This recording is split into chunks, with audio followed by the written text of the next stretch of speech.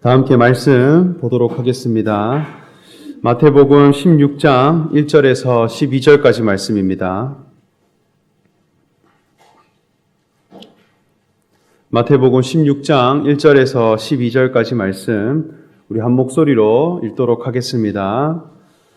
바리새인과 사두개인들이 와서 예수를 시험하여 하늘로부터 오는 표적 보이기를 청하니 예수께서 대답하여 이르시되 하늘이 붉으면 날이 좋겠다 하고 아침에 하늘이 붉고 흐리면 오늘은 날이 굳겠다 하니 너희가 날씨를 분별할 줄 알면서 시대의 표적은 분별할 수 없느냐. 악하고 음란한 세대가 표적을 구하나 요나의 표적 밖에는 보여줄 표적이 없느니라 하시고 그들을 떠나가시니라. 제자들이 건너편으로 갈새 떡 가져가기를 잊었더니 예수께서 이르시되 형과 바리새인들과 들의 누룩을 주의하라 하시니 제자들이 서로 논의하여 이르되 우리가 떡을 가져오지 아니하였도다 하거늘 아시고 이르시되 믿음이 작은 자들아 어찌 떡이 없으므로 서로 논의하느냐 너희가 아직도 깨닫지 못하느냐 떡 5개로 5,000명을 먹이고 주운 것이 몇 바구니며 떡 7개로 4,000명을 먹이고 주운 것이 몇 광줄이었는지를 기억하지 못하느냐. 어찌 내 말한 것이 떡에 관함이 아닌 줄을 깨닫지 못하느냐. 오직 바리새인과 사두개인들의 누룩을 주의하라 하시니 제자들이 떡의 누룩이 아니요 바리새인과 사두개인들의 교훈을 삼가라고 말씀하신 줄을 깨달으니라. 아멘. 바리새인과 서기관들 또 사두개인들이 예수님께 나와 표적을 보여주시기를 요청했습니다. 그러나 이 요청에 대해 예수님의 반응은 어떠했느냐 할 때 악하고 음란한 세대라 강하게 책망을 하셨고 비난을 하셨습니다. 또 동시에 제자들을 향해서는 누룩을 주의하라 가르쳤다는 것입니다. 어떤 것에 대해서는 책망하고 어떤 것에 대해서는 가르치셨습니다. 그 기준이 무엇인가 하는 것을 이 말씀을 통해 알아가 보면 좋겠습니다. 먼저 바리새인과 사두개인들의 관심, 예수님께 나아왔을 때 기대하는 바가 무엇이냐 하면 하늘로부터 오는 표적을 보여주시기를 원한다는 거예요. 그런데 정작 그 속에는 시험을 하기 위함이다 말씀하고 있습니다. 여기에 시험이라고 하는 이 단어는 테스트로서의 시험이 아니라 템테이션이라고 하는 단어를 쓰는데 유혹하다라는 뜻을 가지고 있습니다. 그러니까 예수님이 하나님의 아들로 오셨고 그리스도로 이 땅에 오셨는데 그 그리스도에 관한 기준에 대하여 유혹하고 있다는 거예요. 이것은 예수님이 광야에서 시험을 받으신 사건과 아주 유사합니다. 요단강에서 세례 요한에게 세례를 받으시고 성령의 이끌림을 받아 광야로 갔는데 그곳에는 마귀에게 시험을 받으셨다 했습니다. 그 3가지 시험 중에 하나가 무엇이었느냐 할 때 네가 만일 하나님의 아들이거든 성전에서 뛰어내려 보라 이렇게 시험했습니다. 하나님의 아들이 된다면 적어도 성전에서 뛰어내렸을 때 살아남을 수 있어야 되지 않느냐. 이 능력을 요구했다는 거예요. 하나님의 아들에 대한 기준을 어디에 둘 것인가. 이것은 위대한 능력을 행하고 대단한 기적을 일으키는 존재여야 되지 않느냐라고 하는 유혹과 시험이 그 속에 있었다는 것입니다. 그래서 하늘로부터 오는 표적을 더 강하게 요구한 것이죠. 이 기적이라고 하는 것은 이스라엘 백성들에게 있어서 아주 중요한 신앙의 주제입니다. 특별히 유대인들, 또 이스라엘 백성들에게 이끌림을 받아왔던 그 믿음의 조상들은 늘 하나님으로부터 오는 표적에 의해서 이끌림을 받았고 그 민족이 이루어졌습니다.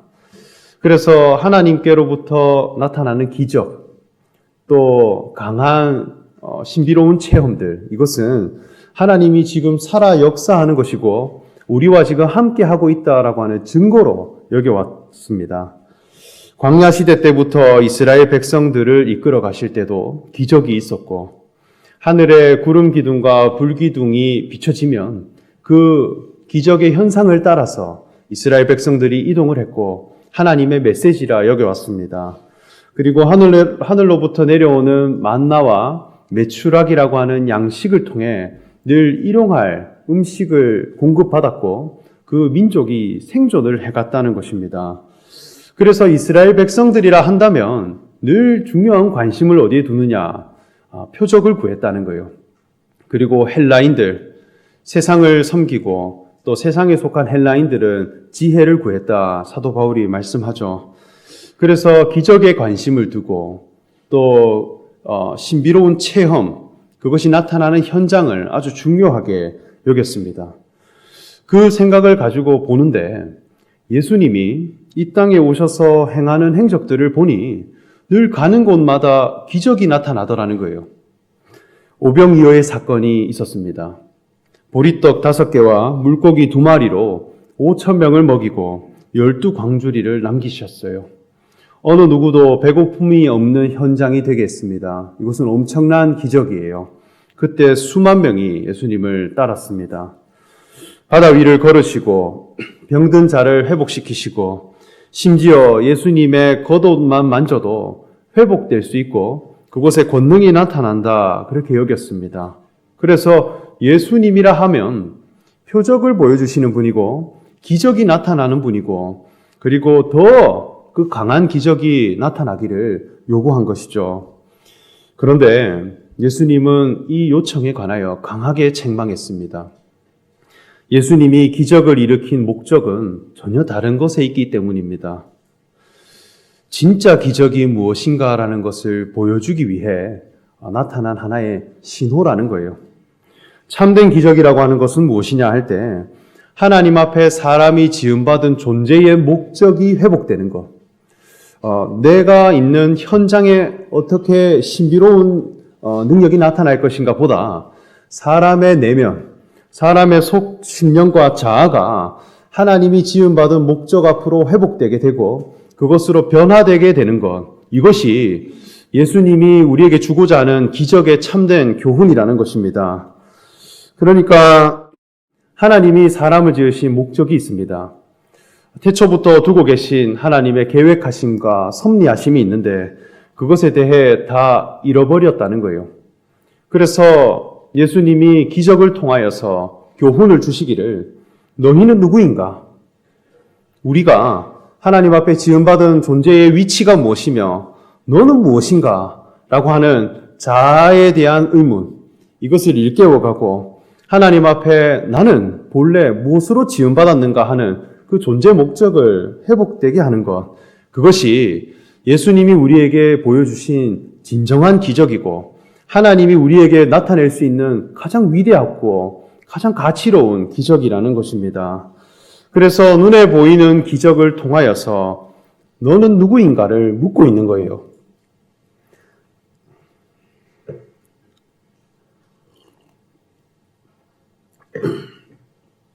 그런데 사람의 관심은 늘 현상에 있습니다. 오병이어의 기적을 일으킬 때 정말 많은 사람들이 예수님을 따라다니고 임금 삼으려 했습니다. 그런데 예수님은 그들을 향해 결국 모든 기적을 다 거두시고 이제는 나를 먹으라. 내가 하늘로부터 내려온 살아있는 떡이다. 이렇게 말씀할 때 모든 사람들이 다 떠나갔다는 거예요. 그러니까 예수님의 진짜 관심은 나를 모셔라.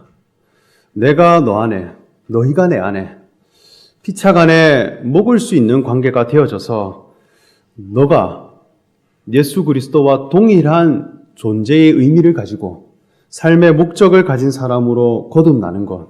그것이 예수님의 진정한 관심인데 거기에 대해서는 아무도 관심을 가지지 않고 자기 육체의 배가 어떻게 충족이 되고 또 위대한 현상이 어떻게 나타날 것인가 거기에 매여 있더라는 것입니다. 그래서 기적이라고 하는 현상을 통해 우리는 늘 무엇을 묵상해가고 무엇을 찾아가야 할 것인가 할 때 예수 그리스도께서는 누구신가? 하나님의 아들 되신 그리스도는 무엇을 위해 사셨으며 어떠한 신앙의 격을 가지고 계시고 무엇을 옳다 여기시는 의의 기준을 가지고 계신 분인가 하는 것을 우리가 발견해 간다면 하나님 앞에 나의 자아가 누구인가 하는 것을 깨닫게 되는 참된 기적이 일어날 것이라 그렇게 여겨집니다. 그런데 바리새인과 사두개인들은 하늘로부터 오는 표적을 계속 보여달라 요청한 것입니다. 눈에 보이는 더 화려한 기적 어디에 있는가 찾는 것입니다. 그에 대해 예수님이 말씀하시기를 너희가 날씨는 분별할 줄 알면서 시대의 표적은 분별할 수 없느냐. 악하고 음란한 세대가 표적을 구하나 요나의 표적밖에는 보여줄 표적이 없느니라 이렇게 말씀했습니다. 그리고 그 자리를 떠나셨습니다. 그러니까 이제는 시대가 바뀌었다는 거예요. 그저 눈에 보이는 기적이 나타나는 것으로 하나님이 살아계신다 하는 그 시대는 이미 지나갔고 한 분 대신 예수 그리스도 그분을 우리가 영접하고 그분을 통하여 내 속 심령을 변화되게 하는 그 기적의 시대로 넘어가야 한다는 것이죠. 그때 내가 소개해 줄 수 있는 참된 기적은 요나의 표적이다 그렇게 소개했습니다. 그리고 그것을 본받지 않는 사람들은 악하고 음란한 세대라 이렇게 책망했습니다. 음란하다라고 하는 것은 무엇이냐 할 때 육체의 행동에 관하여서는 모두가 음란을 행하지 않았다 여길 수 있습니다. 그런데 하나님 보시기에 진정한 음란이라고 하는 것은 자기의 짝 외에 다른 것을 의지하고 다른 것을 자신의 배필로 삼아가는 태도, 그것이 음행이고 음란이라 할 수 있겠습니다. 내 몸에 적합하고 나라는 존재에 너무나 적합한 나의 배필이 있고 내가 너무 의지하기에 적합한 그런 나의 짝이 있는데 그것 외에 다른 것에 관심 가지고 있더라는 거예요. 그것 외에 다른 것을 의지하고 다른 것을 힘입고 있더라. 이것은 음행이다. 음란한 세대라 할 수 있더라는 것이죠. 그러니까 신앙 안에서 정말 내가 하나님 앞에 정말 영원히 영광이 되고 하나님께 온전히 드려질 만한 그 신앙에 내 배필이 있는데 그것 외에는 다른 것을 짝하고 다른 것을 관심 가지더라. 그렇게 음란한 세대라 했습니다. 그리고 요나의 표적밖에는 보여줄 것이 없다 이렇게 했는데 이 요나라고 하는 사람은 구약시대 때 활동했던 선지자입니다. 이 사람은 하나님 앞에 어떤 기적을 체험했는데 그것이 예수님에게 대단한 교훈이 되더라는 거예요. 이스라엘 백성들이 하나님을 믿고 섬길 때 아수르라고 하는 나라가 천하를 호령하고 있었습니다. 그 아수르라는 나라의 수도는 니느웨라고 하는 도시였는데 하나님이 요나에게 나타나셔서 미션을 주시기를 니느웨로 가서 그곳의 사람들에게 말씀을 전하고 하나님의 뜻을 선포해서 그곳 사람들로부터 회개하도록 하나님께로 돌아오도록 네가 말씀을 전해가라. 그리고 메시지를 선포해라. 미션을 주셨습니다.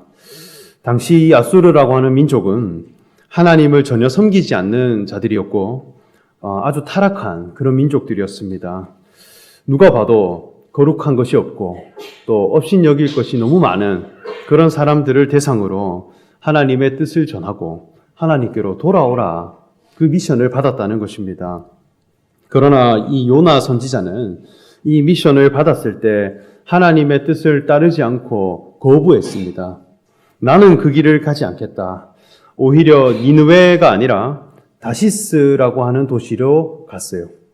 우리로 요즘으로 치면 유럽 쪽 스페인 남부에 있는 그런 해안 도시라 그렇게 추정하고 있는데 방향을 틀어서 아주 풍요롭고 따뜻하고 또 내 육체가 먹고 살기가 너무 좋은 그런 방향으로 나아갔다는 것입니다.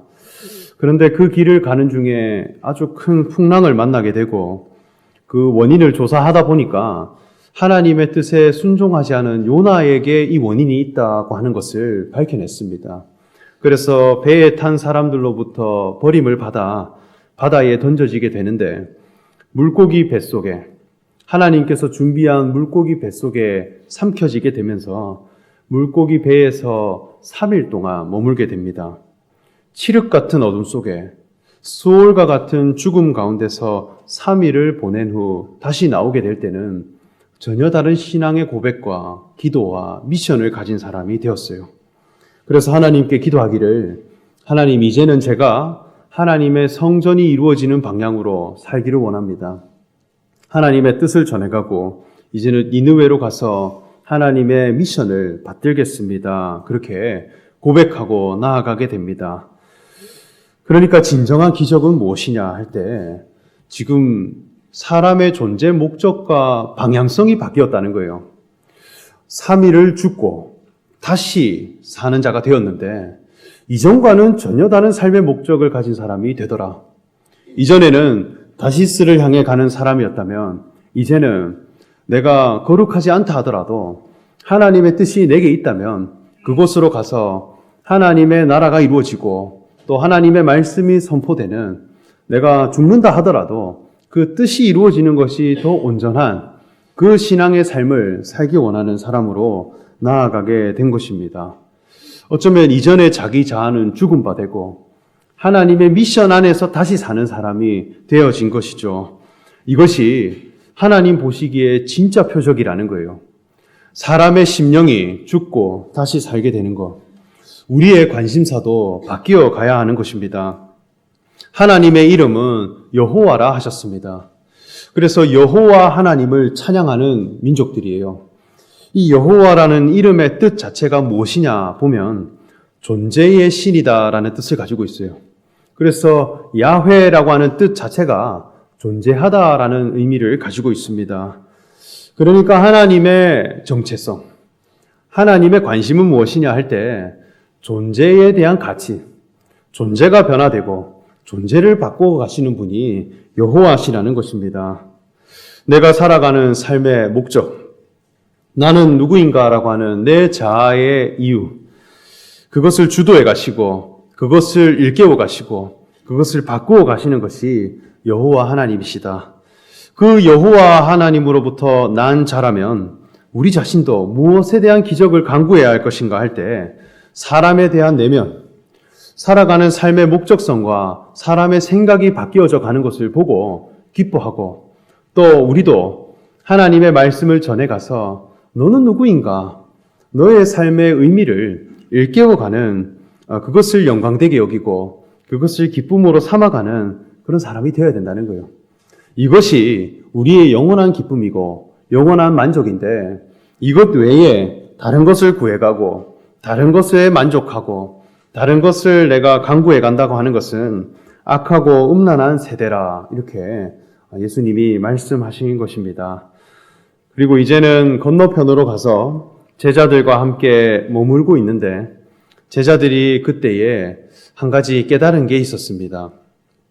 떡을 가져오는 것을 잊었다는 것입니다. 한마디로 먹을 밥을 못 챙겨온 것입니다. 그래서 제자들은 굉장히 당황합니다. 예수님이 식사를 하셔야 되는데 식사할 양식이 없게 되므로 이거 어떻게 해야 되나 이렇게 고민하게 됩니다. 그런데 예수님은 제자들에게 가르치시기를 바리새인과 사두개인들의 누룩을 주의하라 말씀했습니다. 그러니까 제자들은 이 말씀을 듣고 더 논의하기를, 우리가 먹을 만한 식사를 가져오지 않았는데 어떻게 해야 할까 더 고민하게 됩니다. 큰일이 났구나. 그런데 예수님은 그 모습에 대해 책망하시며 교훈에 관하여 말씀하십니다. 우리 다 함께 8절부터 12절까지 말씀을 오늘 본문 말씀 다시 한번 읽어보도록 하겠습니다. 8절부터 12절까지 말씀입니다. 시작. 예수께서 아시고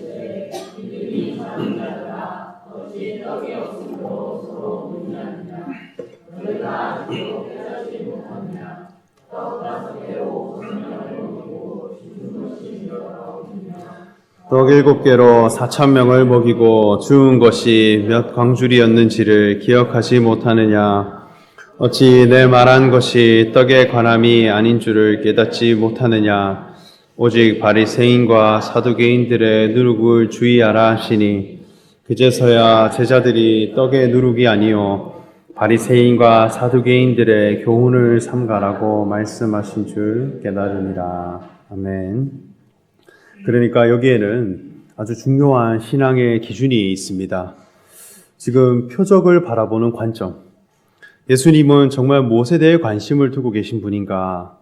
제자들의 관심은 육체가 먹어야 할 떡과 양식에 관하여 염려하고 있는데 예수님은 진짜 먹어야 할 신앙의 양식은 무엇인가 하는 것을 말씀하고 있는 것입니다.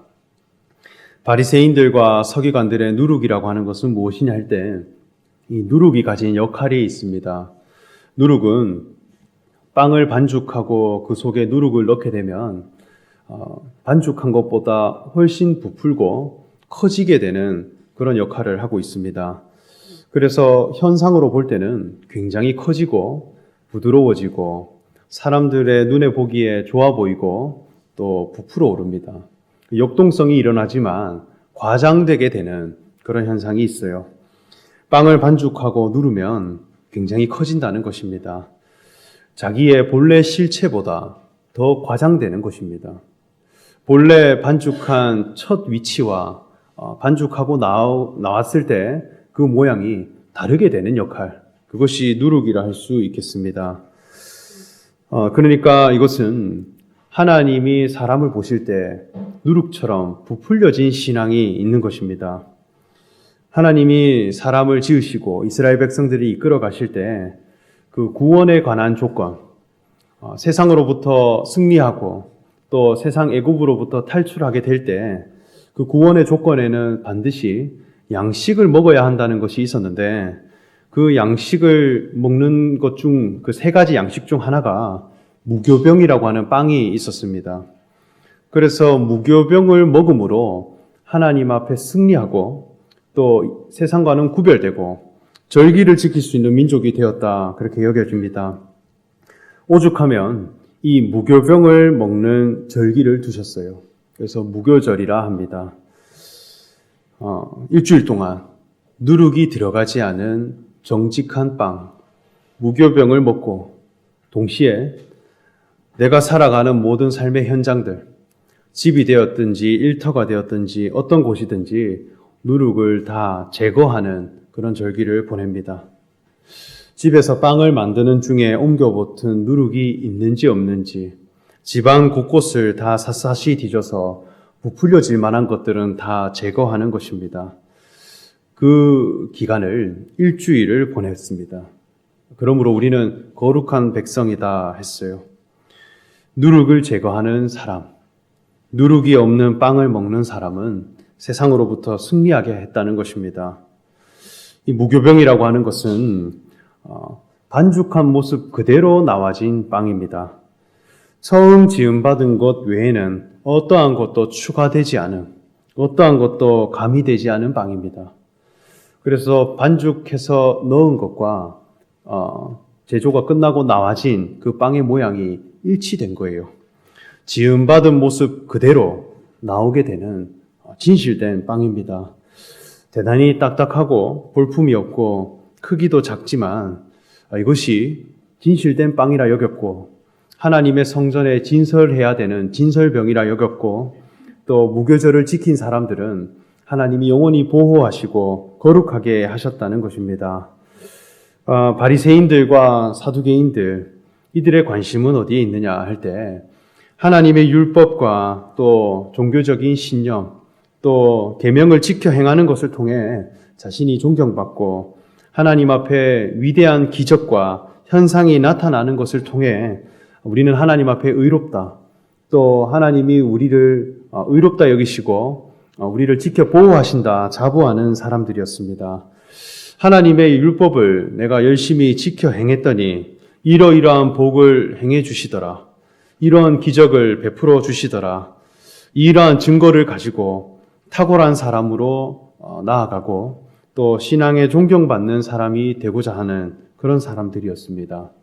이러한 모습 자체가 대단히 부풀려져 있는 모습이라는 것입니다. 음란한 것과 동시에 누룩이 가득 찬 신앙의 모습이라 할 수 있겠습니다. 예수님이 우리에게 보여주신 삶은 무엇이냐 할 때 십자가에 매달리신 예수님께서 그리스도 되시고 하나님의 아들 되신다 하는 것을 우리에게 남겨주셨습니다.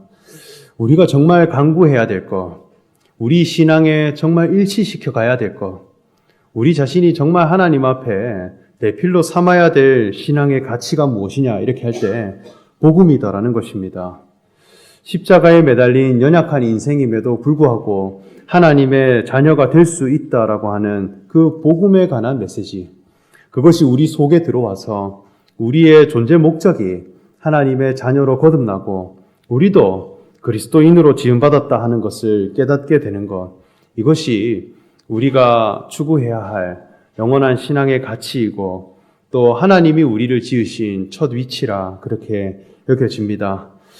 그러니까 십자가라고 하는 그 위치는 어쩌면 연약함이 너무나 흘러나오는, 사람의 어떤 신념과 사람 자기 자신의 다짐과 또 자기 자신의 힘과 능력이 모두 단절되고 자기 실패가 정확하게 이루어지는 그 위치가 십자가라 할 수 있겠습니다. 하나님 앞에 무능한 사람으로 드러나는 자리고 죄인으로 노출되는 자리입니다. 그런데 그곳에서 하나님의 성품이 나타나게 하셨다는 거예요. 하나님은 사랑이라 하셨듯이 하나님의 마음, 이 사랑이라고 하는 성품은 반드시 연약함이 있어야 나타나도록 하나님이 지으셨다는 것입니다.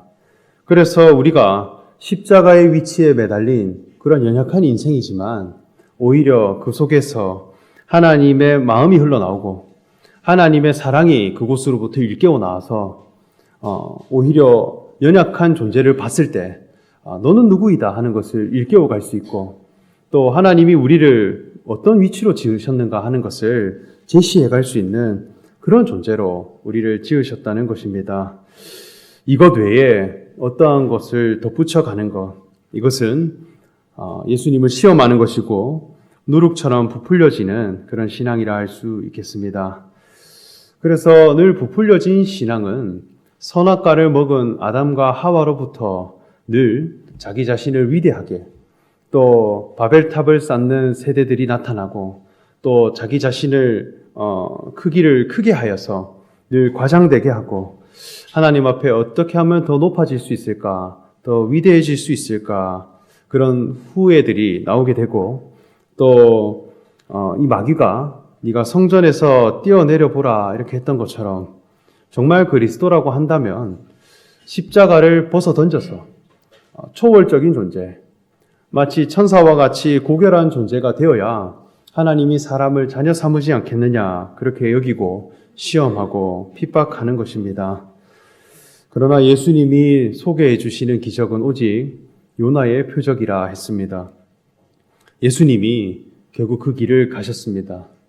모든 능력과 기적을 다 내려놓으시고 하나님의 뜻대로 끌려가서 사람의 한계와 죄인됨을 그대로 드러내는 십자가로 가셨습니다.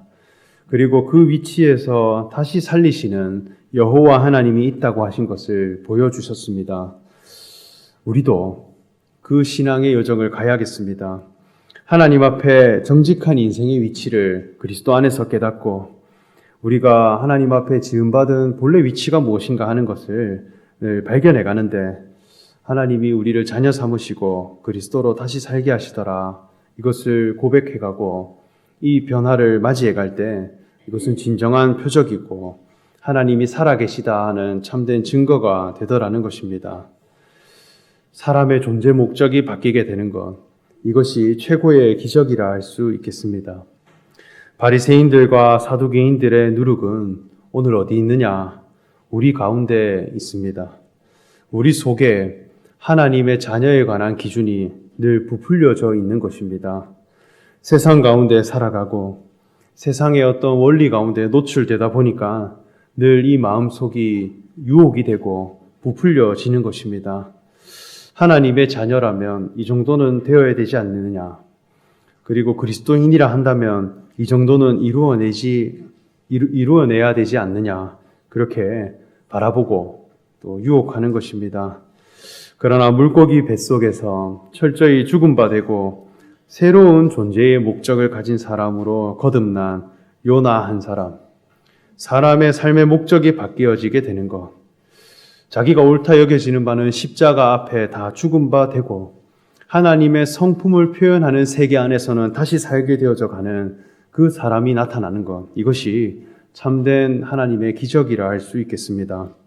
우리도 이 복음을 통하여서 하나님의 뜻을 이루어가고 십자가에 매달리신 예수 그리스도, 그분을 통해 나의 첫 위치는 무엇이고 내가 정말 짝 해야 할 나의 신앙의 배필은 무엇이며 하나님 앞에 지음받은 나의 본래의 위치가 무엇인가 하는 것을 발견하는 것만으로 하나님 앞에 참된 만족을 얻고 이것이 하나님의 참된 표적이라 확신할 수 있는 그런 성도님들 되시기를 소망하며 말씀을 전합니다.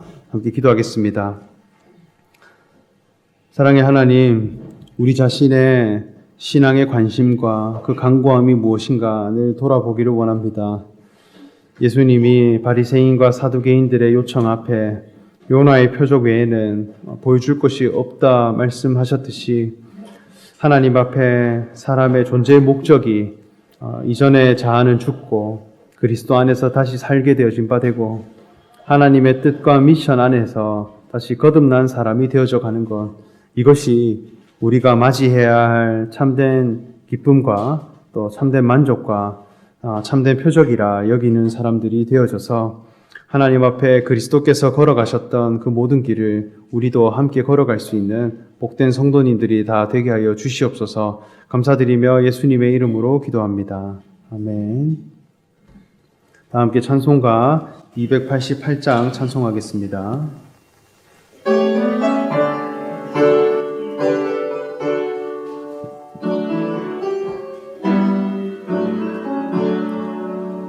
예수를 나의 구주 삼고 성령과 피로써 거듭 나리 이 세상에서 내 영혼이 아들의 영광 누리노라.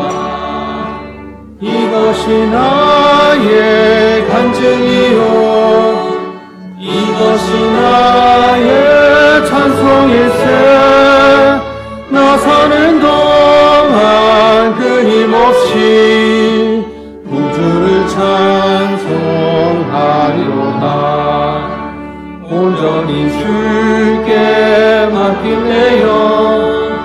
사랑의 음성을 듣는 중에 천사들 왕래하는 것과 하늘의 영광 보리로다. 이것이 나의 간증이요 이것이 나의 찬송일세. 나 사는 동안 끊임없이 구주를 찬송하리로다. 주 안에 기쁨 누림으로 마음의 풍랑이 잔잔하니 세상과 나는 간 곳 없고 구속한 주만 보이노라. 이것이 나의 간증이요 이것이 나의 찬송일세.